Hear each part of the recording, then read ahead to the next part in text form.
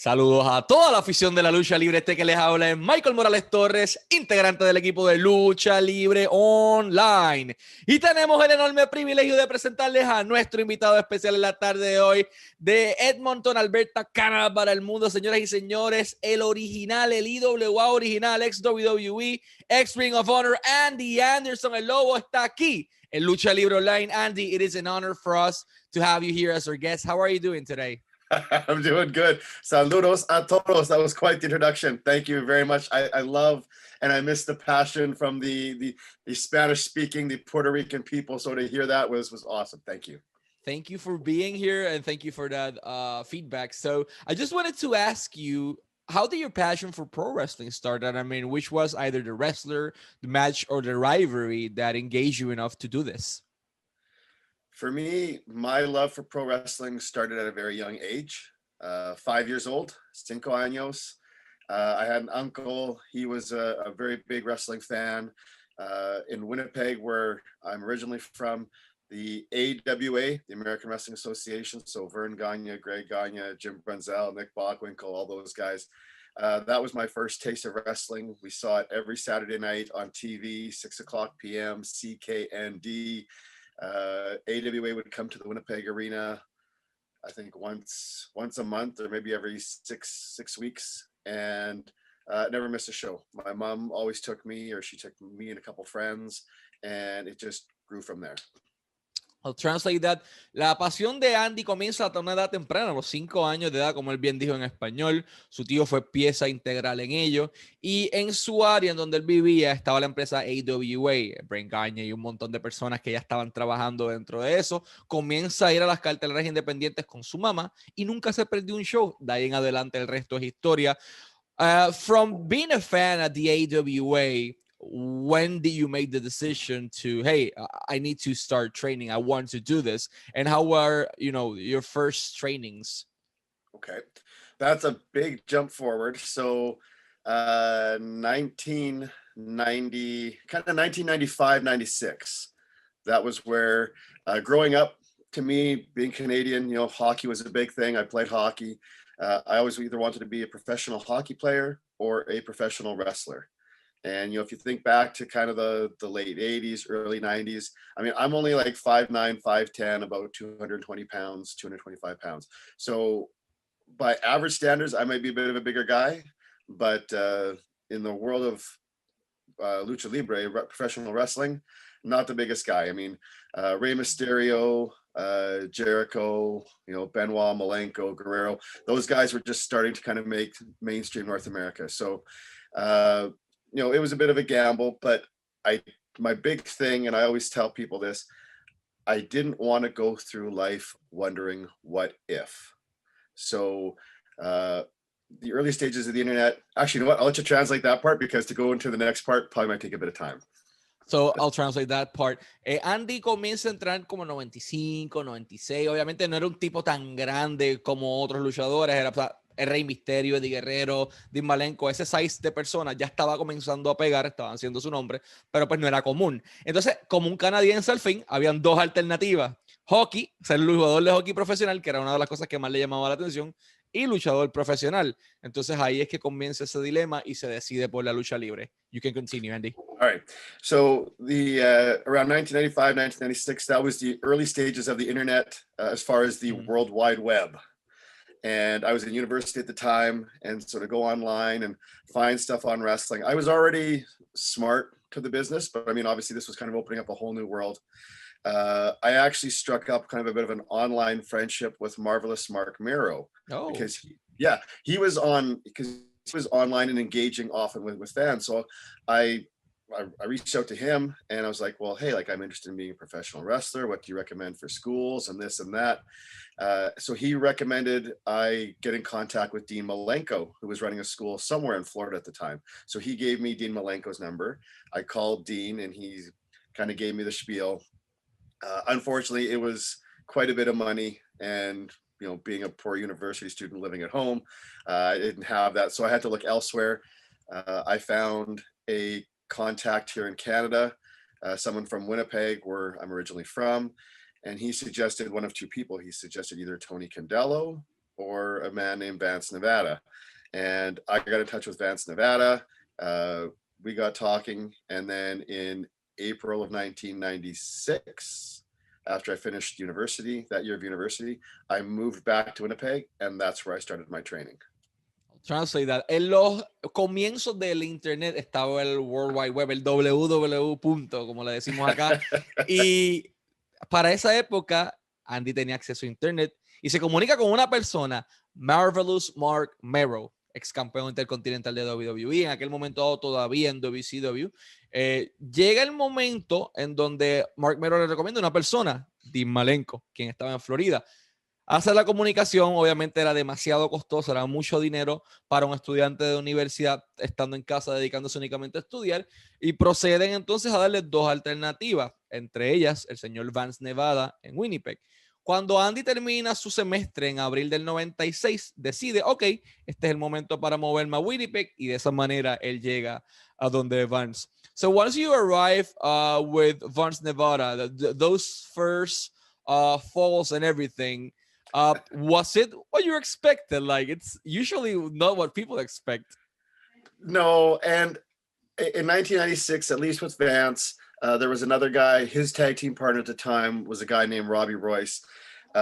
We for the start of training, we went out to there was a gentleman he had a farm kind of out in the country, and in the barn there was an old ring set up. And some of the first things we were doing is like, okay, like just jump in the ring, run around. Everybody wants to do this. So I kind of just bounce off the ropes awkwardly, and you kind of check things out. And the ring was pretty stiff. They gave me some bumps. I still remember. I think there's a picture, Robbie Royce giving me like a superplex off the top rope.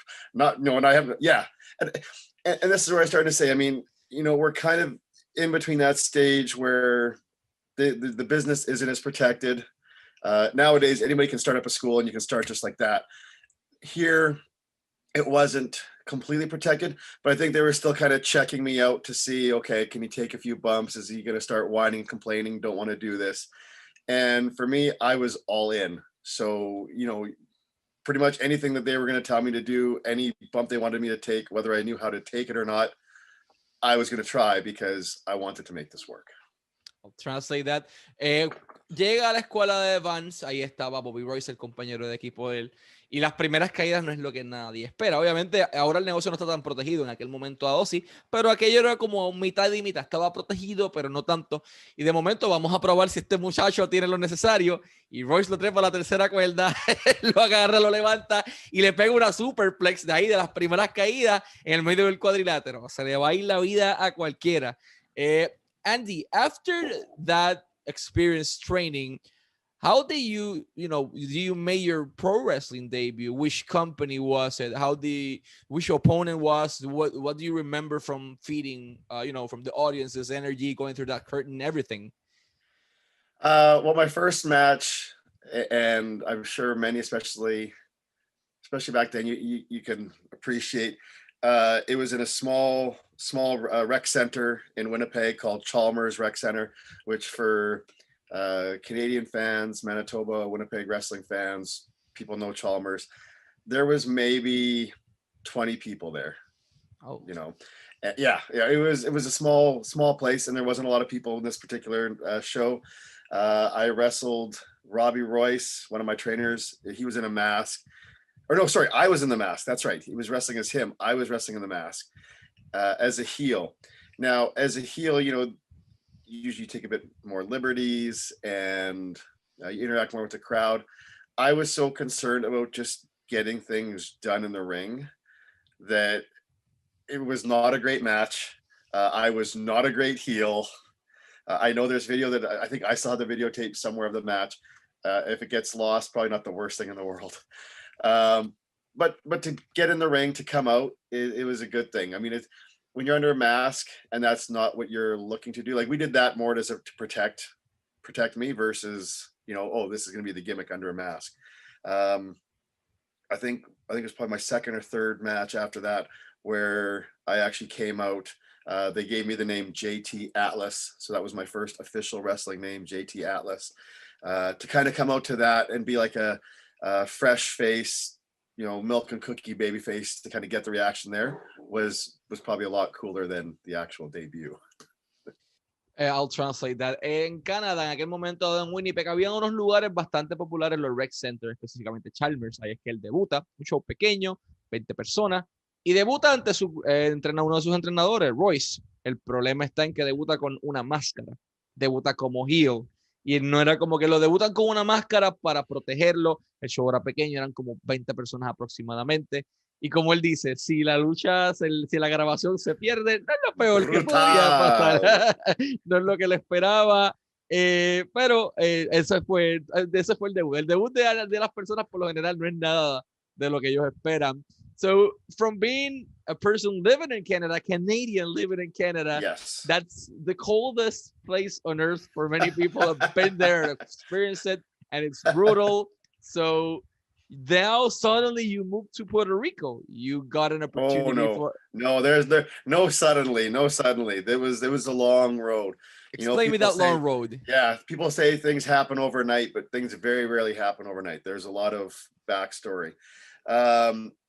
So my first, let's see, I'll almost work backwards. My first foray into Puerto Rico was December 1998.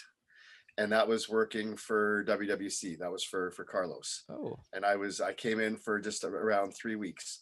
Prior to that, I was in Mexico for a few months. But what happened, I guess, actually, you know what, let's go this way. Because there was some moves into the States back and forth between here and Canada. I lived in Nashville for a while.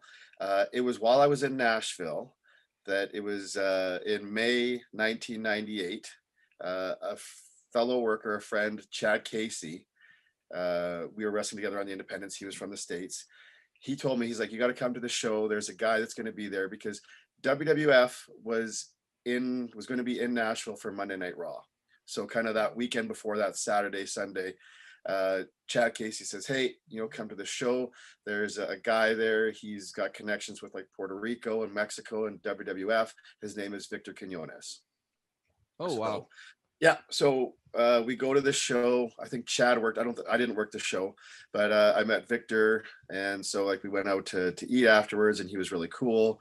And he says to us, like, you guys come to Monday Night Raw. We'll see if we can do anything. So of course, we're thinking dark matches, whatever. We're just happy to be backstage. So the Monday night comes. I think it was like Monday, May 18th. The episode's on, and this episode is on the network.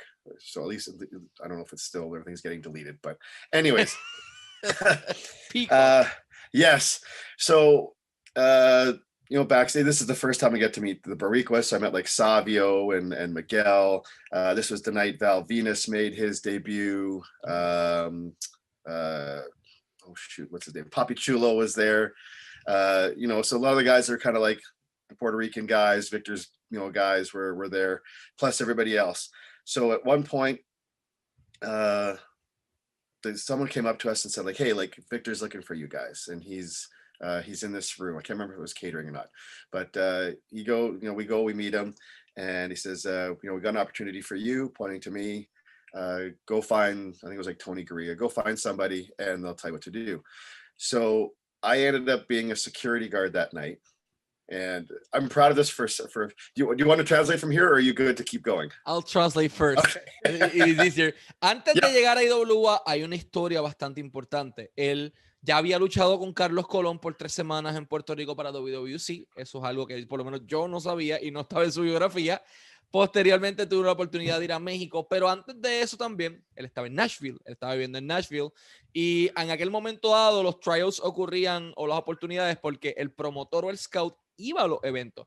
¿Quién llegó a ese evento en Nashville? Víctor Quiñones, de esa manera es que él lo conoce, y le da la oportunidad de llegar a Raw, esa misma noche, ese lunes.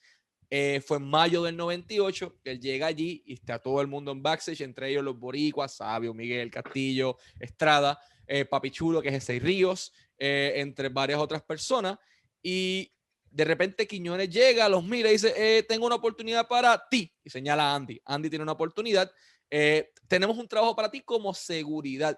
Claro, un trabajo como extra en WWE, eso es una oportunidad excelente, así que vamos para encima, dijo Andy. Now you can continue. All right. So, yeah, so you're gonna be a security guard. And what's cool is I'm gonna start this off. To me, I'm proud of for two reasons. One, you know, most times when we see the extras, you get like that one spot where something happens. That's it. You get your butt kicked, whatever. I was featured throughout the show, which I don't know if that's ever happened with you know, an extra like that. And the other cool part of this was, as a security guard, my role was to keep Stone Cold Steve Austin out of the building, because at this point he was deep in his feud with Vince McMahon, of course. So if you go back, it's a fun thing to watch. But you know, I go through, do the thing with Austin. He beats the crap out of me, whatever. We spend the rest of the show, I'm with some of Nashville police. We're looking for Stone Cold Steve Austin. We're going to get him arrested. By the end of the show, he has to apologize to me. I'll let you go find out how that ends. Not how you think. Anyways, so that was that. That was cool. Everybody thought it went really well. Basically, Victor says, he says, look, he says, you know, when you're done in Nashville or whatever, if you know, if you're looking, if you need some help, he says, I'll do my best to help you out. Okay, so that was cool. So fast forward a few months to end of August 1998. I'm still living in Nashville. At the time, I didn't have work papers. I didn't have a visa or anything. I just crossed the border and I was just working all the independents, doing whatever I could. So I could only be in the United States for so long. So I had to go back to Canada, and I had driven down. I had my car. So before I left Nashville, I called Victor, and I can't remember if I left a message. I said, look, like, I'm heading back to Canada. This is what's going on. If there's anything you can help me with, that would be great. And cell phones were still, you know, the big blocks. So I mean, like, I had one, but it's not like it was getting used. That was in case of emergency. So 2 days I drove back to Winnipeg, and I was staying with my grandma. So when I got to her place, she has a message. She says, oh, this Victor Quinones called, left you a message. So this is 2 days. Like, you know, I called, I drove, left Nashville, got back. So I called him back. He says, how'd you like to go work in Mexico? When do I start? Didn't matter, whatever. When do I start? So that was kind of the end of August, beginning of September. Beginning of October, I was in Mexico working for a promotion out of Monterrey called Triple L. There was a wrestler, his name was Antifaz, and it was his mom that ran the promotion. So Antifaz was there, Super Crazy was there, Tarzan Boy was there. We get the CMLL guys. So I got to work with Nego Casas. I like, you know, basically the who's who. Yeah, I got to work, you know, I'm trying to think of names, but if you drop names, I probably worked with them. Zorro was there, Ray Bucanero was there, all the guys. I did that for a couple months, for 2 months, went back to Canada. IWA hadn't started yet, but he's like, how would you like to come to Puerto Rico and you know, kind of see what Puerto Rico's like, and you can work for a few weeks with Carlos Colon's promotions. So I said, sure. Beginning of December, I flew to Puerto Rico, and that's where I first met Ricky Santana, Fidel Sierra, Brett Sanders, Glamour Boy Shane, and those were kind of the boys. And so for 3 weeks, I was doing shows with WWC. I think I worked with like Bad Boy, and I was doing like tag team stuff with Frankie Lancaster, I think. Frankie Lancaster. Frankie, he used to do WCW. Anyways, and I was doing stuff like with Ricky and those guys. So I worked for 3 weeks there, and that was kind of my first official start into Puerto Rico. I'll translate that. Llegando ya a la historia de Raw, ¿contra qué persona tiene que él evitar que entre al edificio? De todas las personas, Stone Cold Steve Austin en su punto más caliente. Él fue un guardia de seguridad que estuvieron anunciando y mostrando todo el show. Tiene un rol que tiene que dar a la policía. Stone Cold tiene que disculparse con él. Les dice, vean el show, no les voy a decir cómo termina. No termina bien, obviamente, Stone Cold al otro lado. Y él estaba trabajando en Estados Unidos sin una visa. Obviamente en aquel momento de tener la oportunidad de ir a Canadá por una cantidad de tiempo fija, llegar en vehículo, por tierra, que eso fue lo que hizo. Él llegó con su carro, y cuando llegó el momento dado de que su tiempo estaba pasando, pues tengo que devolverme a Canadá para hacer todas las cosas de manera legal. Llama a Víctor Quiñones, porque Quiñones le dijo, oye, si necesitas algo, me llama. Llama a Quiñones, le dice, mira, yo me voy a regresar a Canadá, si surge alguna oportunidad, te lo agradeceré. Y se fue. Andy va guiando a su casa 2 días. Llega a casa de su abuela en Canadá, y de allí, eso, desde que lo llamó, Hasta que él llegó allá, ya tenía el mensaje de Víctor Quiñones. La guardia le dice, mira, tienes un mensaje de Víctor, un tal Víctor Quiñones. Ah, Víctor, perfecto, lo llama y Víctor le dice, oye, ¿qué te parece venir a trabajar a México? Y Andy dice, claro, ¿cuándo empiezo? Y entonces llega a México a la promoción Triple L en Monterrey y allí tuvo la oportunidad de luchar con muchísima gente, Rey Bucanero, Negro Casa, estaba el Zorro por ahí también, lo mejor de lo mejor que había en México, gente del Consejo. Y posterior a eso, Víctor Quiñones lo llama y le dice, mira, todavía no está IWA. Vamos para Puerto Rico para que tengas una oportunidad en WWF, la empresa de Carlos. Llega a Puerto Rico y allí conoce a Fidel Sierra, a Ricky Santana, a Shane the Glamour Boy, a Sanders, todo ese tipo de grupitos, los boys como él le llama. Y así es que comienza su travesía en Puerto Rico. What do you remember of your first days in Puerto Rico, especially the crowd, man? Everything's different here. Everything is different. What do I remember? Honestly, not a lot. I remember Puerto Rico being hot. I remember it being beautiful. I remember that it was different. I mean, and I read all the wrestling magazines throughout the years. You see some of the video. So I knew that Puerto Rico, the setup wasn't like it was in the United States or Canada, where you had fans ringside. You had the canchas, you had the ring, el medio de la cancha, and then the people up in the stands. That was different. But it was cool though, because it was a different experience. The Puerto Rico fans, especially then, they still believed in professional wrestling. The people were hot, muy caliente, and they loved the good guys. They hated the bad guys. And to me, that's, even all through my years to Puerto Rico, some of the best fans, some of the best wrestling fans in the world to work in front of, to wrestle in front of, was in Puerto Rico. Translate that. ¿Qué recuerda Andy de aquella primera etapa en Puerto Rico? Lo primero, que la isla era caliente como el demonio. Esto aquí hace un calor horrible. Pero bueno, eso es parte de la vida, y más para un canadiense que viene del frío. Llega a Puerto Rico, entre las varias cosas que recuerdan, las canchas. Las canchas tenían gente en el ringside. La gente era caliente, era bien caliente. La gente odiaba los rudos, amaba los técnicos y te lo iban a dejar saber. Recuerda las revistas, hay varias cosas de esa época que Andy todavía tiene en su corazón. After WWC, when did you arrive to IWA? Did you left back to Canada and then came back? Yeah, so that was December 98. Now things are going to get a little bit dicey as I'm trying to remember the timeline. I probably should have did a bit more research into this because my mind isn't going to help here. I came back to Canada, started 1999. March, I went back to Mexico for Triple L. So I went for 3 months. I think it was like March, April, and May. I can't remember if I went back to Puerto Rico in this time. IWA hadn't started yet. We were kind of getting going. I know there was at least one trip in there to Japan for Battle Arts. And then with IWA, and you may remember the dates better than I do. We did a series of TV tapings. 99. So they brought it. Yeah, that was somewhere in 99. And so that was kind of my return to Puerto Rico. I know we had I'm trying to remember the names. We had like Ricky Santana. I remember Val Venus, like they were a tag team. I think they were like the first tag team champions. We had some WWF guys there, and basically we were just creating content. I think what we did was we created about 3 months worth of TV. I know there was I think the couple of the Conchas in Carolina, the smaller one, the Bajo Techo, the Carolina. I think that was one of the ones. And I think we also did one of the bigger stadiums. And that's where we were kind of filling stuff up as far as TV, because the idea was they were going to run several months of TV before we started doing live shows.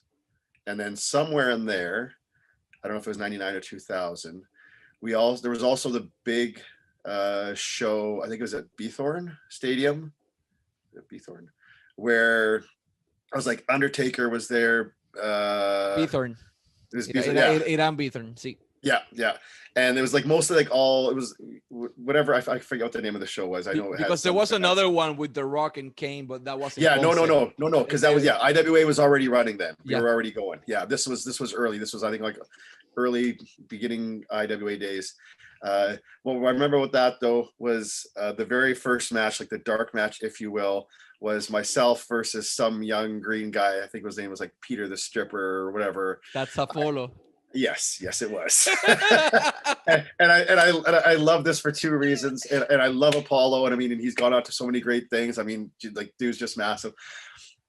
We had the very long ramp way to the ring. Cause I mean, if you remember, the ring was closer to the stands, but we had like the big WWE style entrance. So they had, everything up here. We had the long entrance. You had to take a golf cart kind of around to get to walk in. And I remember, I don't know if Apollo remembers this. I remember Victor, because Apollo, he was doing the Peter the Stripper thing, right? So that was part of the, almost like the Alex Wright kind of dancey stuff. And I remember Victor telling Apollo, like, don't do that. When you come out, like, carry yourself well, be serious. So I came out, and I mean, I'm like a Benoit Malenko guy. I'm, serious and whatever.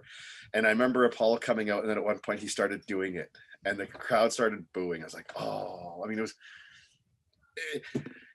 like I said, I think he recovered and did all right, but it was just one of those things. So we had the match. I think it was a good match. I know I went over.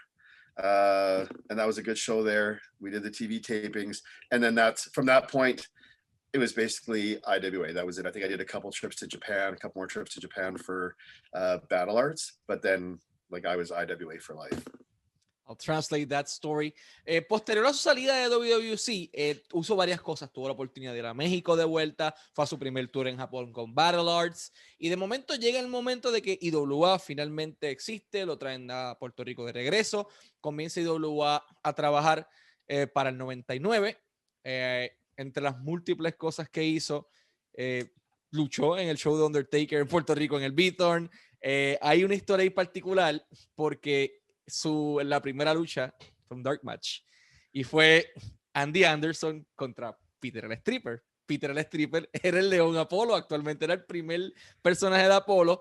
Y Andy recuerda, entre las cosas que Víctor, las direcciones le dio, Peter salía haciendo su baile y sus cosas, y Quiñones le dice, no hagas eso. Entonces Andy sale bien serio, Malenko, Benoit, enfocado, vamos por la rampa bien larga, por ahí para abajo, y de momento Peter el Stripper sale y dice, se jodió la lucha. La gente empezó a lucharlo, y después de eso, pues sí hizo unos tours de regreso a Japón para Battle Arts, pero fue prácticamente un IWA guy for life, como él dice posterior a eso. IWA was a pretty particular company. How complicated for you or easy was just, living in Puerto Rico versus being a nomad, because you were basically in Mexico, Nashville, Canada, Japan, everywhere. Yeah. So how complicated or easy was the transition to living in Puerto Rico? It was easy. It was easy. First of all, it was Puerto Rico. Okay. And to be a young guy on an island where you're minutes from the beach, and basically your full-time job is to wrestle. And, you talked about being a nomad, about being on the road. I always enjoyed being on the road. I never, it's tough and it's rough on the body, but I always enjoyed the road trips. I always enjoyed the flights, the hotels. That was never an issue for me. But with Puerto Rico, because, it's a small island, that was one of the best parts, though, was that no matter, even if you're going across the island, I'm trying to think of like some of the town, like Mayagüez or something, if you're based out of like the San Juan area and you're going across the island to Mayagüez, it's a couple hours, but at the end of the night, you're still back home in your own bed. So it didn't matter where we were going on the island. We were back home every night. So, whereas a lot of again, you used to nomads where you're traveling, it's like a different hotel every night. Again, I didn't mind that, but it's still a lot better when you could come back home every night. So Puerto Rico was awesome for that as a territory, that, that we were fortunate enough we could work so many different towns, but yet it was never more than a couple hours drive. I mean, you're either going across the island, or if you're going up into the mountains, a lot of times I know those are a bit longer drives just because the roads weren't always the best, or it was 2 lanes. Like, was it like Barranquitas? Is that one of the ones that was up? Barranquitas, yeah. I know there's a few other ones in there, but yeah, like to go up to that took a bit more time. But yeah, end of the day, you were always back home. And that's, I'm sure anybody in the wrestling business will tell you, that's an awesome thing. I'll translate that. ¿Cuán difícil o fácil fue adaptarse a vivir a Puerto Rico siendo ya una persona que estaba todo el tiempo en la carretera? Fue fácil, obviamente. Puerto Rico es un lugar bonito, la playa cerca, un par de minutos, un muchacho joven, como que that's the dream. Y entonces encima de eso tenías la oportunidad de que no importa cuántos pueblos lucharas, siempre llegabas de vuelta a tu casa, porque Puerto Rico tiene esa ventaja. Vivías en San Juan, te tocaba ir a Mayagüez al otro lado, no importa, son 2 horas. Viras otra vez a tu casa y te acuestas a dormir en tu casa, en tu hogar. Antes obviamente no le molestaba ir donde fuera y quedarse en un hotel, pero pues obviamente tenía esas ventajas, pero obviamente cuando habían ciudades como pueblos como Barranquitas o Ajuntas o Jayuya o Utuado. Ajunta, Jayuya, yes. Utuado, que son centro de la isla, pues las curvas, la carretera que era como que un poquito complicado, pero de lo mismo regresabas a tu casa y tenías la oportunidad de quedarte, que no era muy común, vamos a decirlo, en el circuito.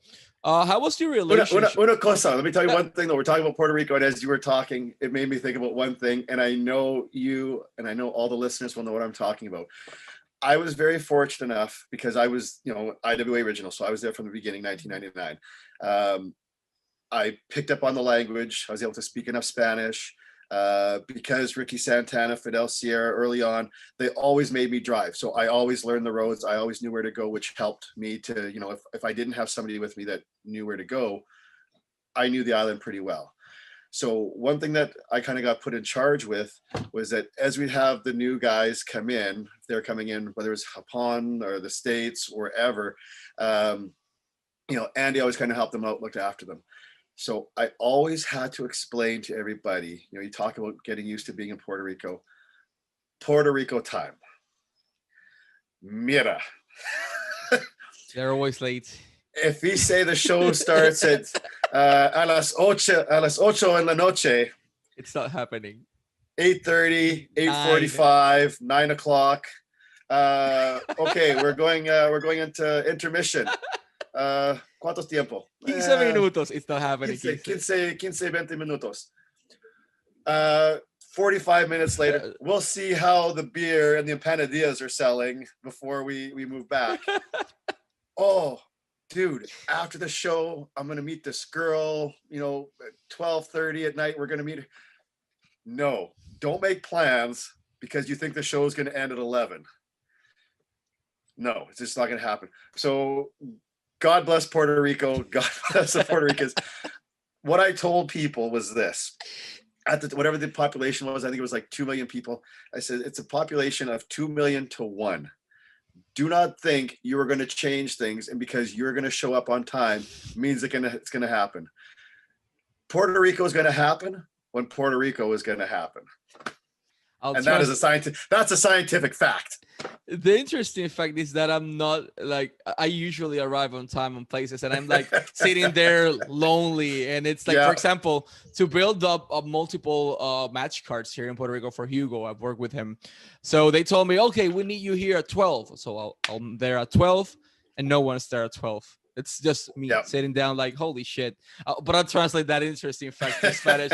Andy aprendió español y viajaba con Fidel y con Ricky Santana, quienes lo hacían guiar para que en el caso de que no tuviese nadie, pudiese conocer dónde estaba parado, Puerto Rico. Y Andy se aprendió todas las carreteras de Puerto Rico, sabía para dónde iba, sabía dónde estaban los buenos lugares, los malos lugares, etc. Y siempre entonces cuando venía alguien de afuera, específicamente de Japón, pues Andy era el que le decía, mira, vamos a explicarte las cosas, entre ellas, la hora de Puerto Rico. La hora de Puerto Rico es un chiste porque, la cartelera empieza a las 8 de la noche. Nunca empieza a las 8 de la noche. Nunca. 8:30, 8:45, 9. El tiempo medio o el intermedio va a durar 15 minutos. Nunca duran 15 minutos, 45 minutos, media hora, 1 hora, dependiendo de cuántas cervezas y empanadillas se estén vendiendo, que es real. Tú ves esas cantinas a la media hora explotar llena. A los 25 minutos se empieza a parar todo el mundo a comprar cerveza, comida y medio mundo, después de fumarse un cigarrillo afuera. Entonces, la cartelera, voy a hacer planes, voy a conocer una muchacha a las 2:30 de la noche, esto va a estar excelente. Nunca cuentes con que la cartelera se va a acabar a las 11 porque nunca se acababan a tiempo. Y como él dice, aquel momento eran 2 millones, ahora son 3 millones. 3 millones de personas a una persona. no vas a cambiar el ratio, está imposible. El puertorriqueño siempre llega tarde por naturaleza, así que me siento en ese sentido como que un poquito anormal a mi gente. How was your relationship with, with the guys, with Savio, with Quiñones, with Santana, with Fidel, Apollo, Banderas, Shane, everyone on IWA? I'd like to think it was good. I don't know. I mean, I'm pretty easy to get along with. I like to think I'm a nice guy. In terms of the wrestling business, especially You're Canadian. Yeah, it's impossible to hate Canadians. Exactly. Thank you. I loved the business. I loved what I was doing. I loved where I was. I was shooting for WWE. I was shooting for Japan. I think I was respectful to all the veterans, and it's like I was always about business. I just wanted to be the best match and do the best. So I think everybody from the top to Victor, Savio, Miguel. I think those guys appreciated and respected me, liked me. Working with all the boys, like anything, you get along with some better than others. Some guys just might be like, hey, how's it going? You greet everybody when you get to the show. Other guys, you might have been closer with.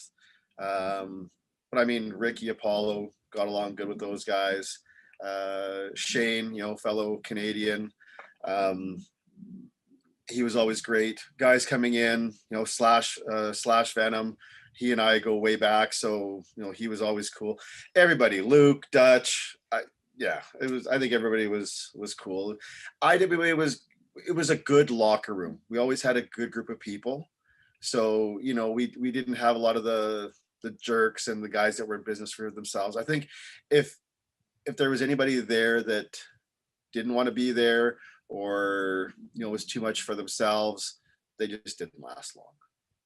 I'll translate that. En aquel momento, bueno, es imposible odiar a un canadiense. Vamos a partir de ese punto. No se puede odiar es una gente amable por naturaleza. Entonces, tienes un camerino lleno de personas como Apolo, Ricky, Shane, Mantel, Luke Williams, que era uno de los bookers, entre otras personas. Pues Andy siempre tuvo una relación buena con todos, siempre fue respetuoso con los veteranos, lo mismo en Japón, lo mismo en México, lo mismo en Puerto Rico. Y si había alguien como que no encajaba en el camerino, pues nunca duraba, porque todo el mundo, esa era una de las claves de IWA, que todo el mundo era unido en ese camerino.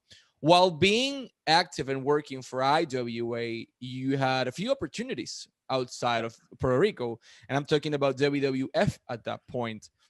What do you recall of your first WWF trial? I mean, you wrestled guys like Big Show, Rikishi, Orlando Jordan, on multiple trials in WWF. So how was that experience for you? To be actually in WWF was awesome. In 2000, they were still running camps out of Stamford, Connecticut. Dory Funk Jr., Dr. Tom Pritchard, those were the guys that were in charge of it then. I was in one of those. Shane and I went into one of those in 2000. That was really good. You'd get the look like you look good. You still need more experience. Keep working. That's what you'd hear. My first ever WWF dark match was against Shane. And so that was good because we had the familiarity with each other. Shane or Canadian, Glamour Shane Boy. the Glamour Boy. Shane the Glamour Boy. That's really cool. Yeah. So, and that was, obviously because Victor was still in, Savio was still in with WWF. So I think that kind of helped to kind of put those two guys together. We had the match in Philadelphia, which was, you're right in the heart of ECW country, and there was a tough crowd, but we still got over. So that was cool. I will say this, because anytime I tell the story, I always bug Shane. So I was a heel. I never went, at the time, I think they were almost always putting over baby faces in dark matches. Heels never went over. I was always a heel, which I was cool with. For the love of everything holy, we know Shane, loves to do his elbow from the top rope. He loves to do the point. We do this match, and he climbs up to the second rope. He does the point. He gets up to the top rope. He does the point. It's not the fact that we're in Philadelphia. It's the fact that I'm laying there and it's taking him like 5 minutes to drop like I could have sat up Undertaker style, looked at my watch and be like, dude, come on, let's go. And then lay back down, have him drop the elbow. So you know, it was a good match, and that's why I was just like to poke fun at Shane, and he knows it too, because that's nothing that he doesn't know. But Shane and I worked each other the first night. The next night, because that's when they were still doing Raw Monday nights, SmackDown Tuesday, we wrestled a tag team match against Kai and Tai, Taka and Funaki. That was a lot of fun. I know that got a good reaction. So that was kind of my first times there. Other matches was, yeah, who do we say? Rikishi was one night. There was Brett Dale, who was in WWC. I worked him in a dark match. And then my other set of dark matches, Harry Smith, Davey Boy Smith Jr. Yeah, and he was still quite young then. This was up in Canada. I worked him in a dark match. And then the following night was SmackDown. That was the Orlando Jordan match. So those were kind of like my 6 official WWE non-IWA kind of matches. And it was great stuff. I didn't care what I was doing. The Rikishi match, if you watch that one, I didn't take the stink face. Thank goodness. And I even told him when we were going over the match, I said like, hey, like, you know, because WWE, they like to do stuff to test, right? If you're willing to do stuff. And I said, hey, like, whatever. And he's like, nope. He says, Vince wants me. And I still remember this. He goes, no, he says, we're not doing the stink face because Vince wants me to be a little bit more serious. So we're not going to do it. And he's like, unless you want me to. I'm like, nope, we're good. We're good. I'll go with that. Andy tuvo varias oportunidades en WWF. Hubo varios trayouts. Su primer tryout fue, obviamente, siempre la oportunidad de estar ahí fue excelente. Siempre le decía, pues mira, hay que mejorar esto, hay que mejorar esto. Hay varias cositas. Como que sigue haciendo buen trabajo, te estamos viendo. Pero su primer dark match fue ante Shane the Glamour Boy. Fue en Filadelfia, en Pensilvania. Y Shane todo el tiempo, antes de cada movida, hace esto. Yo lo digo por Filadelfia porque Sabu también luchaba ahí, pero Andy lo decía como que ya yo estoy tirado en el suelo, mano, tú estás apuntando, vas a meterte por la cuerda, te trepas a la tercera cuerda, vuelves a apuntar y es como que Andy está a los Undertaker, mira, mano, vámonos, brinca, dame el maldito codazo, estás aquí empezando a perder el tiempo. Pero tuvo varios dark matches, Harry Smith, que actualmente es Davey Boy Smith Jr., Rikishi, Orlando Jordan, Brent Dale, que estaba con WWC también, WWC. Pero el de Rikishi me parece interesante porque en aquel momento Rikishi daba el Sting Face a todo el mundo. Eso era clásico. Hay un detalle. Para la suerte de Andy, para su buena suerte, Rikishi no estaba dando el Sting Face ya porque Vince le pidió ser serio esa noche o un poquito más serio. Y Andy dice, mira, pues yo estoy dispuesto a hacer lo que sea, porque a WWE le gustaba probarte, a ver cuánto estaba dispuesto a aguantar. Y él dice, pues mira, lo que haya que hacer lo hacemos. No te preocupes, no hay que hacer el Sting Face porque Vince me está pidiendo que sea un poco más serio, a menos que tú quieras que te el Sting Face. No, créeme, estamos bien.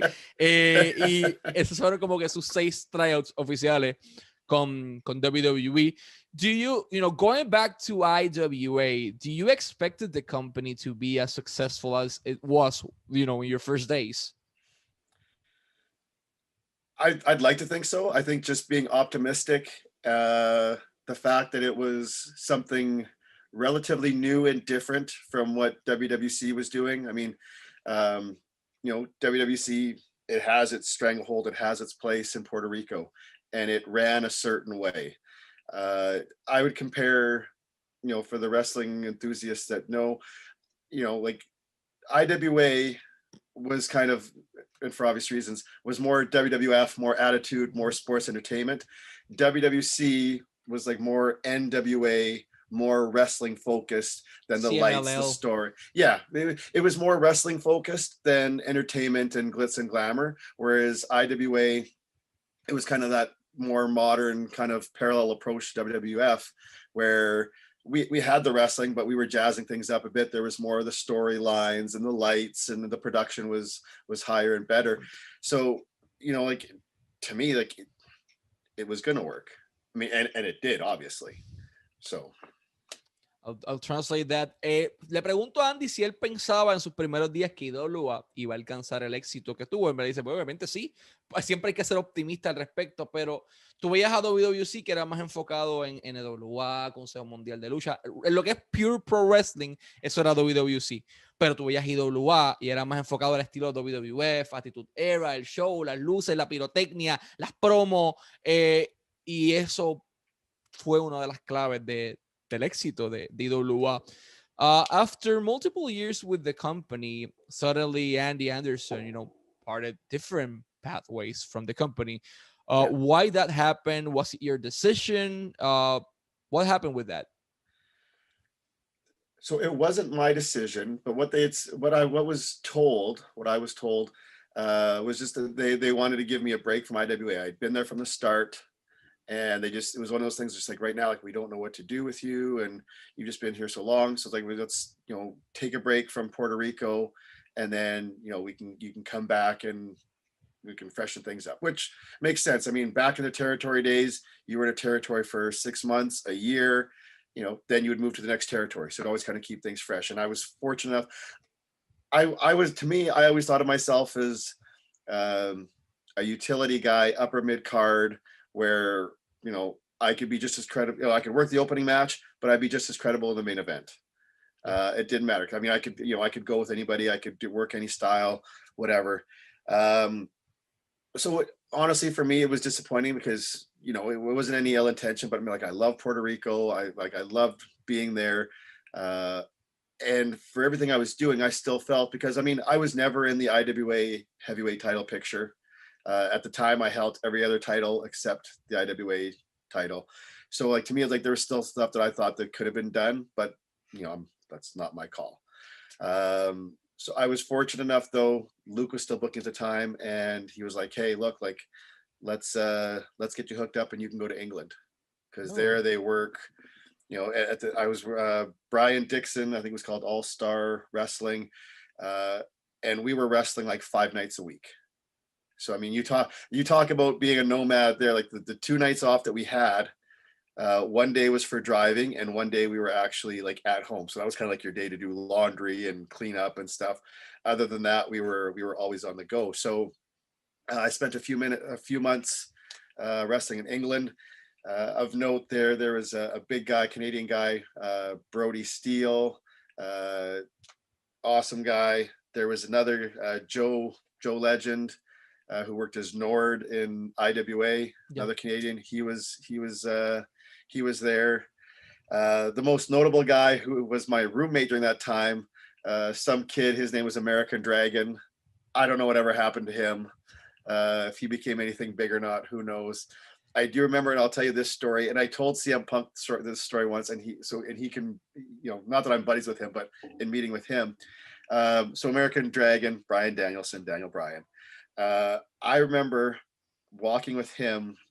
We were going from where we stayed, we were going to get some food, and he was actually talking about wanting to quit pro wrestling. Oh. Yeah, he just it wasn't as much fun. He just kind of wasn't into it. I think he wanted to be a teacher, something like that. And I remember man, and I'm not saying this story like I had anything to do with the change. I'm just telling you the story for the sake of that. There was at one point in his career, Daniel Bryan thought about quitting, and this was 2003, 2004. I was like, man, you're awesome, you're great, there's no way, you got to keep it. And he was wrestling in England, he was doing some stuff in Japan, and my thing to him was like no way, dude, there's no way you can quit, you're gonna make it, you're awesome. And I don't want to say I told you so, but I freaking told you so. I'll translate that. En Puerto Rico llega el punto en donde por lo general los territorios eran 6 meses a 1 año. Ya eso es lo más que estaba un luchador, y después ibas al próximo territorio para mantenerte relevante y fresco. Andy estuvo mucho tiempo en Puerto Rico y llegó al momento en que IWA ya no sabía qué hacer con él. Ya había tenido todos los títulos menos el máximo. El IWA nunca estuvo en ese picture. Andy entendía que se pudo haber llegado a esa fase, se pudo haber hecho muchas cosas, pero no fue su decisión. Entonces Andy sale de IWA y Luke Williams, quien era el booker, le dice, oye, vamos a buscar que llegues a Inglaterra. Andy llega a Inglaterra, hasta varios meses allí, y allá sí eso era nómada, la última expresión, porque eran 5 días luchando, un día guiando para llegar a tu destino, y en tu destino, pues, un día para hacer laundry, para hacer comida, para hacer tus cosas, poner la casa al día, etc. habían varias personas luchando, entre ellos Norm de IWA, pero había una persona en particular que él menciona en la historia y es The American Dragon, Bryan Danielson, quien era su compañero. Él hizo su historia así en Punk. Bryan Danielson en el 2003-2004 ya no quería seguir luchando. Punto. No quería seguir luchando Daniel Bryan, ya decía que eso no era para él, quería ser un maestro en aquel momento y Andy le dice, pero ¿por qué te vas a quitar? Eres bueno y tarde o temprano vas a lograrlo. Yo sé que tú vas a lograrlo. No se quitó y sabemos la historia de éxito que ha tenido Bryan Danielson actualmente, Daniel Bryan. What do you do after, moving from England? That's what you got to Ring of Honor, right? So Ring of Honor, I'm trying to remember, it was either 2003, 2004. So through Puerto Rico, I had met Kerry Silkin. And so for those of you that now everybody knows, like at one point, Kerry Silkin was the owner of Ring of Honor. When he was coming to Puerto Rico, I think 2000, 2001, it was with him and his cousin, Mike Greenblatt. And Kerry talks about this. I'll do a plug for him. Last Stop Penn Station, his podcast. Awesome, full of stories, not just wrestling, but he talks about Puerto Rico and he kind of talks about some of the stuff that I'm talking about here. They started up a wrestling magazine called Lucha Libre de Puerto Rico, and it had about three issues. But they regularly came. We became good friends. He became like friends with Luke, with Dutch, with a lot of the guys. It was more WWC. Carlos and those guys were still kind of more like not open to it. IWA was a little bit more, but anyways, so that's how I got to meet Kerry, knew Kerry. Somehow the timing of it, there was an opportunity to do a show. So he's like, hey, like come work a show. Okay, cool. Yeah, sure. I mean, and at this time, Ring of Honor was still in its infancy. It was still 1 or 2 years in. It was still new. So I went, I worked a match. It was New Jersey, I think. New Jersey. Anyways, I worked the match against John Walters. I went over. That was my one match in Ring of Honor. So I always joke I'm undefeated in Ring of Honor. And I can tell you this now in hindsight, like I was short-sighted in this because Kerry's like, well, hey, like, why don't you should kind of stay in this area, like, because he lived in Pennsylvania, so kind of that Pennsylvania, New York area. He's like, if you want to do some shows. At one point, he even suggested like you can help. Like they were looking at opening up like their dojo, their school, and he even said like CM Punk was gonna teach. He said you could kind of work with Punk. At the time, and I'm short-sighted. This is the first time I think I'm actually telling you about this publicly. I said no, and part of me wishes I hadn't have. But I was so focused on. You didn't want it to work with Punk. Oh no! It's not that. It's not that. Here, and I'll tell you why. It has nothing to do with that. What it was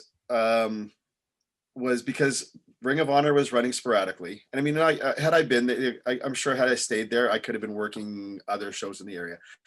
I was worried about making money, and my main concern was still like WWE in Japan. Oh, okay. So. And I think because of the fact that it was still sort of new with Ring of Honor, I was like, I'm not sure about this. It didn't feel right. Looking back, I mean, but so that's why I only had one match in Ring of Honor. It's not that it didn't go well. It's not that there was any problems. It was just like, well, I got paid this, which was okay, it was standard, but like, oh man, like how am I going to survive? And talking with Kerry later, he's like, look, like you would have had a place to stay, you would have been fine. I just didn't see that at the time. And that's where I lost out. And, in hindsight, having working at a school, working with young guys, obviously would have helped me as much as it would have helped them. But at the time, I didn't see that. I was like, man, like, guys are always wondering when you had dark matches, when you had tryout matches, you've had looks, you're always like, well, like, what am I, it's got to happen. It's got to happen. Like, why not now? What's, you know what I mean? And so there was some frustration, and it just, my judgment was clouded. And unfortunately, that's why my stint with Ring of Honor was short. but the potential was there for it to be more, and just didn't happen. I'll translate that. ¿Cómo Andy Anderson llega a Ring of Honor? Él conoce en aquel momento dado el dueño de Ring of Honor en Puerto Rico. Tenía una revista Lucha Libre de Puerto Rico, que de hecho él tiene un podcast que Andy mencionó acá, que hablan de todo específicamente de historias de Puerto Rico. Pero volviendo a Ring of Honor, él hace una sola lucha en Ring of Honor por decisión suya. Llega a Nueva Jersey, ahí se enfrenta a John Walters, si no me equivoco era el nombre de la persona. Tiene una lucha, gana éxito, le pagan su dinero, no era una cantidad de dinero exorbitante, era estándar, regular, y es como que, ¿cómo yo voy a sobrevivir con esto? No lo veía en aquel momento dado, y Andy, la realidad es que él tenía dos enfoques, WWF, o en aquel caso WWE ya, y Japón. Ring of Honor estaba empezando, era un proyecto muy nuevo, llevaba 1 o 2 años, y como que no le veía tal vez el potencial que podía tener, y obviamente le estaba más enfocado WWF, Japón, WWE, Japón, WWE, Japón, entre las múltiples cosas que le ofrecieron a Andy fue trabajar un programa con Punk, con CM Punk, y él denegó la oferta no porque tenía algo en contra de CM Punk ni nada, simplemente porque su enfoque era otro, él quería hacer otras cosas con su carrera, ganar cierta cantidad de dinero, trabajar cierta cantidad de lugares, y por eso pues nunca trabajó más de una lucha con Ring of Honor, pese a que sí tuvo la oportunidad encima de su mesa de estar mucho tiempo. In that, cloudy moment of your career, what was the thing that enlightened you to continue? Because you are there, you had the opportunity to work with Ring of Honor, you didn't took it at that point. What happened after that? So after that, somewhere there, like I said, the timeline might be a little sketchy, but what ended up happening was I ended up coming back to Puerto Rico for a short spell. Some great stuff, whatever, I think it was like 2 or 3 weekends of shows. Loved it. I was so happy to be back in Puerto Rico. The fans were great. The locker room was great. Everything was good. That was in July, I think July 2004. And actually that would make sense, because I think if Ring of Honor was 2004, that would have been like March or April or something. Then that summer I came back to Puerto Rico, did a little bit in Puerto Rico. In August, and this is a crappy story, but this is a life-changing story. In August, I had gone away for a weekend. I was seeing a girl at the time. She actually lived in the States. She came up to visit. And so we went to get away for a weekend, and we went about an hour and a half from Edmonton. There was a water park, and we going down one of the water slides. It's one of the water slides where you can like ride on the tube. Mm-hmm.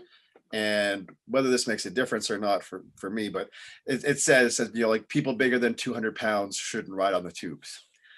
And I was whatever I was. Like I was probably 220, 230. You were not even 230. I was probably like more like in 215, because I could kind of carry myself around that and look bigger. So maybe 215. Whether that made a difference or not, I don't know. But anyways, going on the water slide, the girlfriend at the time, she had gone down first. I went down after. I'm taking a turn, and it flipped. And when I flipped, I went headfirst into the water slide, and it was a loud thud. And I know I blacked out momentarily. I got to the bottom, and when I hit the water, I came back to. So for the couple of moments that I was kind of blacked out, whatever. And this is how I know it was a large thud, because as I'm coming out of the water, the girlfriend and one of the lifeguards were standing there, and they're like, I'm coming out, like, are you okay? And I said, yeah. And I'm a tough guy, whatever. I'm fine. I just, because we heard we heard a loud thud. So, I mean, if you're outside in a water park and you can still hear a loud thud, you know it's loud. And I'm like, yeah, no, I'm fine. Meanwhile, like I got like a massive headache already. I'm kind of woozy, but yeah, no, I'm fine. So they're like, okay, so whatever, we carry on with our day. My head's a mess. that was whatever, like a Saturday. I think the Sunday, you know, we came back home that night, went out with some friends, and I was at a bar. We were at a bar, and I remember I had my arm around her, and she's like, we were standing there. She's like, "Are you okay?" I was like, "Well, I mean, I'm not okay, but I'm oh yeah, no, I'm fine." She says, "Because it really feels like you're putting a lot of weight on me." So I was having trouble standing, but I was like leaning on her. She was shorter than me, so I was leaning on her for support. Got back, you know, went back home, and it's like, you know what, so maybe we should just go to the hospital and check things out. And my head, I never felt so much pain in my head before. And so we went to the hospital. They had me there. I was there most of the night. And keep in mind, so this is 2004, you know, head trauma is not a big deal at this. It doesn't have the attention it does now, you know, like the Concussion Legacy Foundation and, you know, all the concussion protocols. There's nothing like that. So I was there overnight. You know, I had the you know, the pain. I had a concussion. At one point, they gave me a needle with a painkiller, and she said she could see my face. My face was like, because I was in so much pain all night, and she said she could just see my face relax, I think, as it was kicking in, because finally all the pain and the pressure was being released. After that, a couple of days later, I went and saw my doctor, and he was like, you know what, like, you shouldn't wrestle anymore, because that's just, you know, too much. And so that, in effect, this chapter of Andy Anderson, that's kind of where things ended. So as far as like anything back to Ring of Honor to WWE, Japan, that was done. So. Wow. I'll translate that. Due to a water slide. That freaking sucks. Let me. Yes. Okay. ¿Por qué motivo llega al final la carrera tan exitosa, llena de potencial de Andy Anderson? No fue una lucha. No. Andy, su novia, él va a visitar a su novia, coinciden y deciden ir a un parque acuático. La chorrera decía que no debían montarse personas de más de 200 libras. Andy pesaba 215. No era mucha diferencia. Se tira a su novia primero en la chorrera, cae a la piscina. Andy va, Andy se tira y llega el momento dado en que gira y la cabeza golpea la chorrera. Afuera, o sea, una chorrera cerrada, que se supone que no haga ruido. Afuera ellos escucharon el ruido, escucharon boom, un estruendo, y cae Andy a la piscina como oído, dolor de cabeza. De momento él abre los ojos y ya está afuera con el lifeguard, la novia preguntándole, ¿estás bien? ¿Estás bien? Y como que, sí, estoy bien. Obviamente no estaba bien, pero soy fuerte, sí, estoy bien, soy un luchador. De dolor de cabeza infernal. Esa misma noche está saliendo con la novia, le tiene el brazo echado y él le pregunta, ¿estás bien? Y él, sí, estoy bien. ¿Por qué? Porque me estás haciendo presión. Y él, ok. Andy estaba recostándose encima de la novia para poder caminar o poder mantenerse de pie, porque no podía sin él mismo darse cuenta. ¿Qué hay que hacer? Hay que llevarlo al hospital. Andy llega al hospital, le dan unos medicamentos, le inyectan un painkiller por vena, y de momento tú ves la cara de él que pone esto y como que empieza a bajar el dolor y empieza a liberar el dolor poco a poco. Procede a ir a médicos especializados y su médico le dice, ¿tú sabes qué? No deberías luchar nada más. No puedes luchar nada más. Tienes una conmoción cerebral. Y ya Japón, México, Puerto Rico, Canadá, Estados Unidos, WWF, ya no más. Y así es que llega al final la carrera, una carrera llena de éxito durante muchos años de Andy Anderson como la conocimos. Did you wrestle after that decision the medical staff gave you? Yes, and so that's why when I said, you know, like that chapter, like that version of, and like if we're gonna do a Matt Hardy, like Andy Anderson version uno, that was it. That was it. So about 4 years later, 2008, I had some friends. Vance Nevada was one, and Steve Stryker, somebody else I knew from Winnipeg that was also living in Alberta. They were promoting some shows, and they were like, hey, you know, like, why don't you come wrestle? And all you have to do is just walk and talk. So kind of the Memphis style. I'll give credit because like almost to an extent. I mean, Chicky Star can go like back in the day, but I say walk and talk because Chicky was one of those guys that could, chat with, talk with the guy, talk with the people, and go 10 minutes before you even lock up. So that was kind of what they said, like, you can walk and talk, don't worry about taking too many bumps. And I was like, okay. So I did that. And fortunately for me, the guys that I got to work on with that set of shows, some young green guys, one was named Gerv, one was named Harv, and today I think you know them as the Singh brothers in WWE. Samir and Sunil, yeah, two awesome individuals that totally deserve their success that they have. So I got to work with them, and that was kind of it. So there would be like, they do these shows a couple times a year, and that was what I was doing. Was just, I get on the microphone, I get everybody all riled up, I do a little punch kick, and then that would be it. Over time, I think it was by 2012, I joined kind of the big company in Alberta, Western Canada, the Prairie Wrestling Alliance. Mm-hmm. And the promoter there, Kurt Sorokin. So we kind of talked, and it's like Lance Storm was helping book at the time there. And so I got to come in, be a heel, and it was more of the same. They did monthly shows. So we did like, 1 or 2 shows a month. So I could, I'd be like, okay, I'll do a little more, but nothing like Andy Anderson version 1. I wasn't doing a lot of crazy stuff. It was more just working smarter, maybe not necessarily harder. So whatever I could do on the microphone, whatever I could figure out storyline wise to get more heat that way, that I could do less in the ring, kind of. And that's what I done. So since then, that was what I would do. So 1 to 2 shows a month. And, I got to be on top. I got to be a champ. I got to help put guys over. It didn't matter to me. Like I've wrestled and lost to women. I've wrestled and lost to guys that are 100 pounds. I've had people pin me 3 times in 5 minutes. Whatever, but I still, and anybody that's associated with PWA, or anybody that knows will tell you, I still have the heat.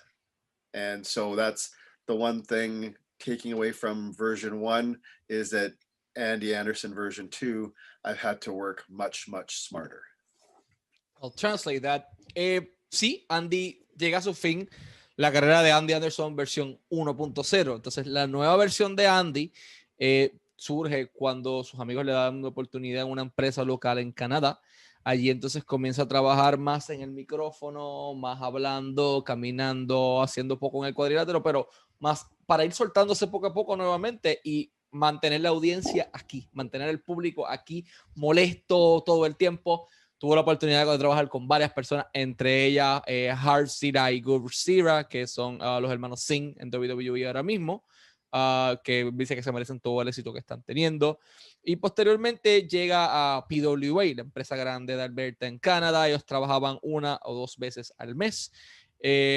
Lance Storm era el libretista, era el booker, y él dice que ahí hizo de todo. Tuvo la oportunidad de ser campeón, de estar en la lucha estelar, de perder con mujeres, de perder 3 veces en 5 minutos, de perder con tipos que pesaban 100 libras, elevó talento, fue campeón, hizo todo, pero no había ni una sola persona en ese roster que tuviese más hit que Andy Anderson. El tipo más odiado en el edificio era Andy Anderson en Canadá en esa nueva versión.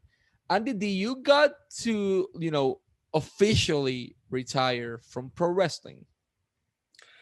No, not yet. It's funny because people talk about this.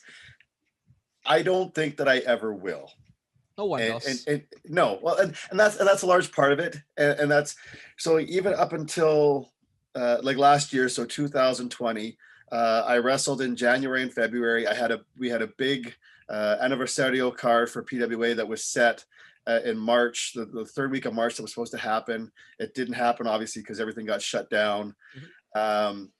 But at least having wrestled in January and February of 2020, I can say that I've wrestled in 4 different decades. and because the 90s, the 2000s, the 2010s and 2020s. Yeah, holy so shit. four decades.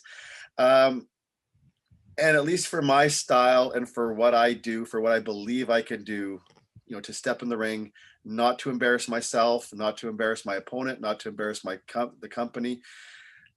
I would like to think that I could still, well, even right now I know I can, but down the road, there's always something you can do. So you know what, it's like, even if you like step away from the business for several years, I'm not going to say I'm retired, I'm just inactive. But you know, when things hopefully get better soon and PWA can start running shows again, I want to be there. And you know, like watching a lot of even not so much watching today's product, but watching a lot of the older stuff, if you go back like on the network, or because with the podcast that I'm part of with the Wrestling POV, where we talk about a lot of the older stuff, and you go back to watch from like the 70s and the 80s, it's like, it's kind of like, man, like I want to get back in the ring because I want to do, you know. And it's funny because for me, like I said, I can't do a lot of big bumps and crazy stuff, so it's a lot of more of the BS and the, you know, all the heat stuff that's like, oh, let's you know, have fun with that. So I think as long as I can get on the microphone, take a bump or two, you know, it's not going to be a 5-star match, and that's not what I'm looking for. As long as I can get back in there, I can have fun. The fans can have fun if they're going to laugh, if they're going to boo, whatever. At the end of the day, that's what it's all about. So as long as I can do that in some regard, I don't know that I'll ever retire. I'll translate that. Al igual que muchos luchadores, nadie se retira realmente de la industria. Si tú puedes estar como agente, tú puedes estar como manejador, tú puedes estar en promoción, tú puedes estar luchando en otras capacidades. Andy dice, no, yo no me voy a retirar. Él sigue haciendo sus roles, sigue trabajando y ha luchado en 4 décadas diferentes, 90, 2000, 2010 y ahora 2020, porque luchó en enero y febrero en PWA. Tenían un show grande de aniversario en marzo, pero se canceló por la pandemia. Obviamente la pandemia destruyó todo, pero él está seguro que cuando vuelva a PWA, él quiere estar ahí otra vez, él quiere estar ahí siendo la persona más odiada del edificio, obviamente trabajando más inteligente, como digo anteriormente, y menos físico, o sea, el micrófono, hablar a las personas, hacerlas ganarse el odio y mantenerlos aquí constantemente. Andy, you mentioned something pretty interesting, and that's Wrestling POV. You're part of a podcast that's Yes. a certain way of, you know, still being part of the pro wrestling industry while being inactive due to the pandemic. So how did that concept happen, and what can we see in Wrestling POV? All right. Well, Wrestling POV, the Wrestling POV network has been around for about 5 years now. And there's Rick Serrano III, Tony Diaz. Tony, I think, shoot, we just talked about this the other day. I think he's in New Mexico. Rick is in New York. And, you know, Tony was a worker. Rick was a manager. They've had this thing going for several years, just talking a lot about wrestling, focusing on WWE. Then eventually they brought in another guy from here in Alberta. His name is Tom, the legend T. James Logan. So I knew Tom from him coming to PWA shows, and he would do his own thing. He was doing podcasts, he was doing interviews. There's also Elio Canella. He's kind of the producer, and he's out of Toronto, Ontario, Canada. So we've got a, you know, we're from all over. And where we're at now, let's see if I can get this right. Rick and Tony do a show every Saturday that basically covers everything WWE. Anytime there's a major pay-per-view, we like for WWE or AEW, any of us that can get on afterwards, we do Aftermath. So that reviews the pay-per-view. Every Wednesday, there is WPOV Quarantine. And that one is with myself, Tom, Elio. We usually have a couple of guests, and I mean, we've had Luke, we've had Savio, we've had Shane, we've had Ron Fuller, we've had D'Lo Brown, Dan Crawford. We've had a list of guys, and it just continues to grow. And WPOV Quarantine, which is my favorite show, that's how I first got on. Tom approached me and says, "Hey, do you want to be a guest?" We pick random topics and we discuss stuff, whether we're talking about angles or heels or history, whatever. It's a very, it can be whatever, but it's always very positive. I always say it's for the love of the business. That's kind of how I describe that. So, you know, we can focus on individuals, we can look at concepts, And the other one we do is WPOV Global. And that one is also with TJ, Elio, and I. And we look a little bit at Impact, maybe a little bit at New Japan, but our big focus is on AEW Dynamite. So that usually comes out Thursdays, the day after Dynamite airs. And that's basically a review. And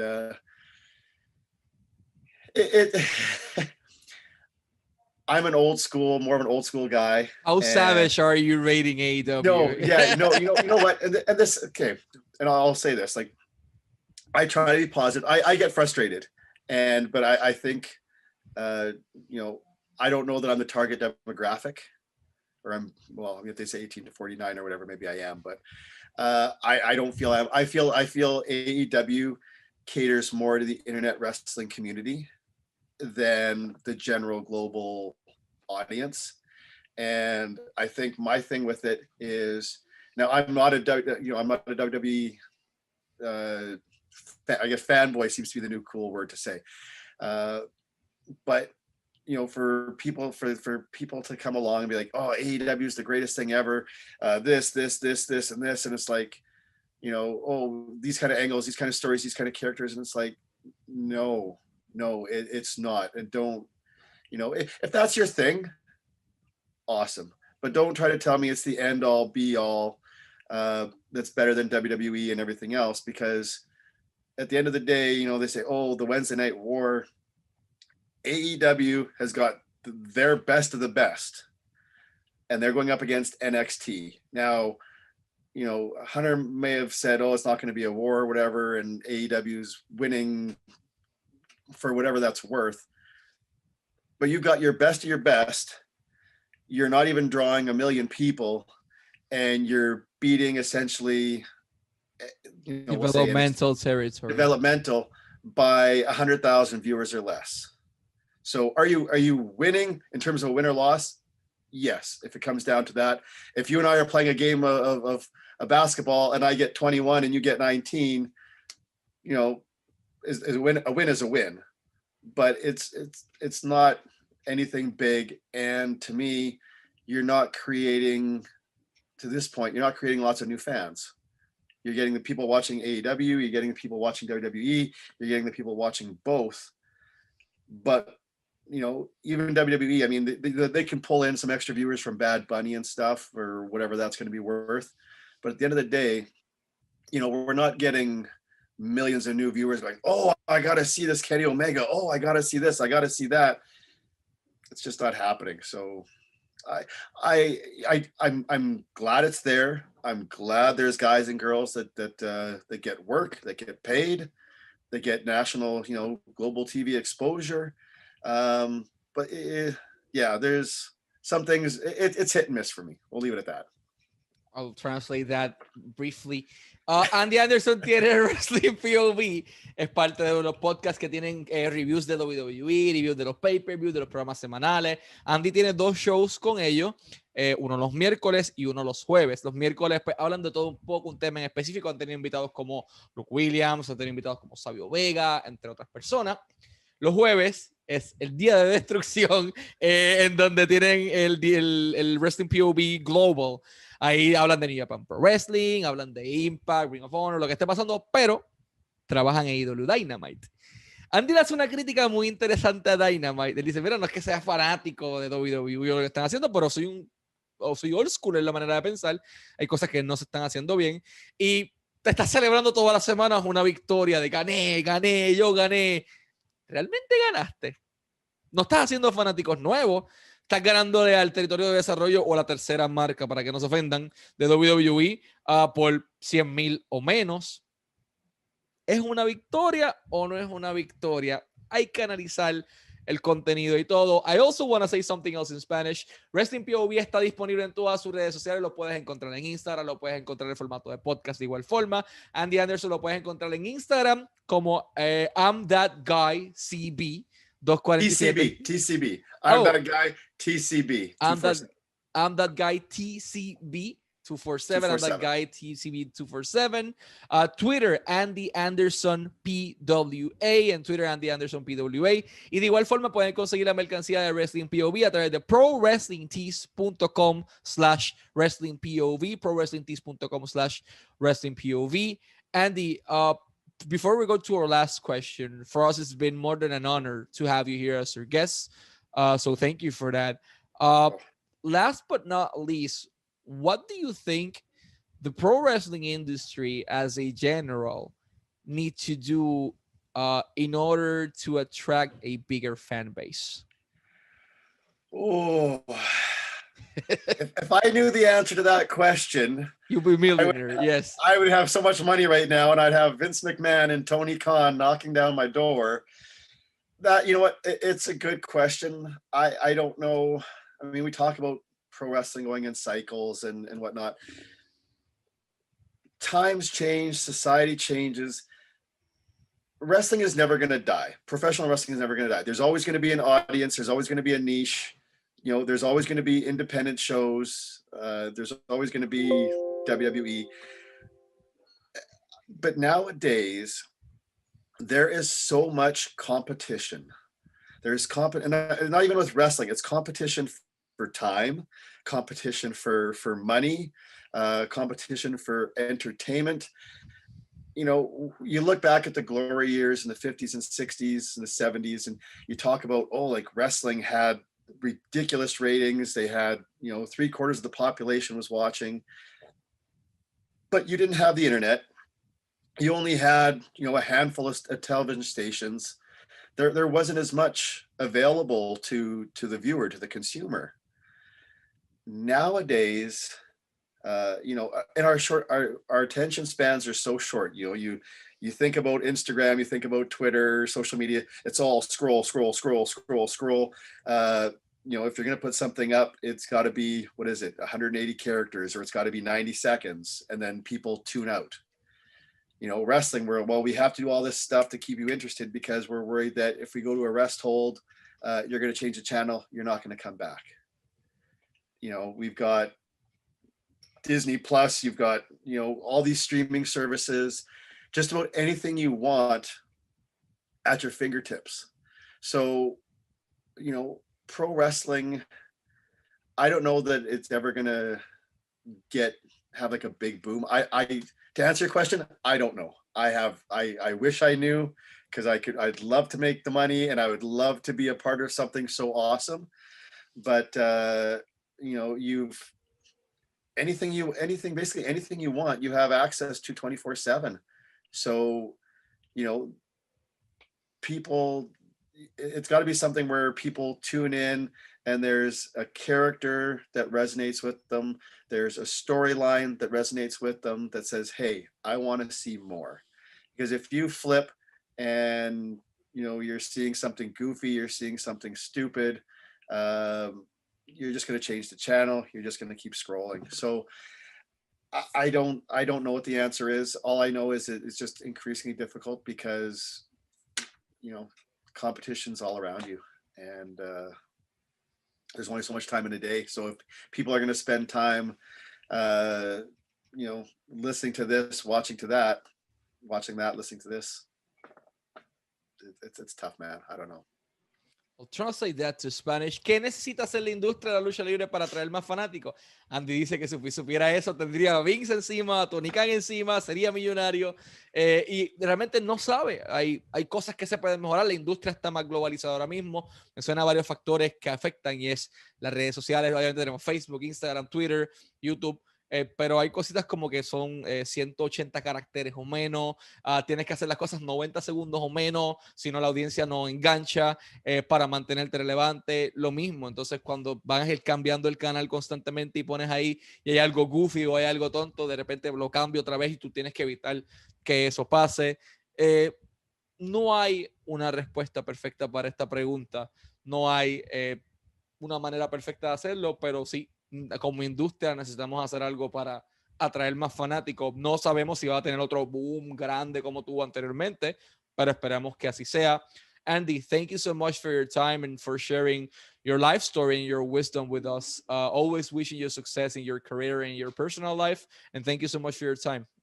Well, thank you very much for having me. I was pleasantly surprised. I know, I follow you guys on Instagram, and I'm always liking and commenting. I love what you guys do. I love that you're still covering, representing professional wrestling so well. For you, Michael, I know that you've interviewed like a who's who in the wrestling business. So for the fact that you've asked for some of my time and given some of your time to me, I am forever grateful. Especially, I also like to say thank you to the fans of Puerto Rico. My eyes are gonna get all welled up. Puerto Rico, for me, one of the greatest places in the world. My time in Puerto Rico was always some of the best. Anytime anybody asks me about Puerto Rico, I loved it. I would love to come back. I would love to perform there, just to be there. But a lot of great memories, a lot of great friends, people that I still talk to. So to all my friends, to all the fans in Puerto Rico especially, mil gracias. Thank you, Andy. For us, it's been an honor. You are a person with so much life story, and Puerto Rico loves you, man. So we hope to see you back here. Thank you for your kind words and for your feedback. And thank you for your time. Y a todo el mundo, sigan a Andy Anderson en sus redes sociales y sigan pendientes a Lucha Libre Online, la marca número 1 de Pro Wrestling y Combat Sports en español para más información. El Lobo Andy Anderson y Michael Morales para Lucha Libre Online.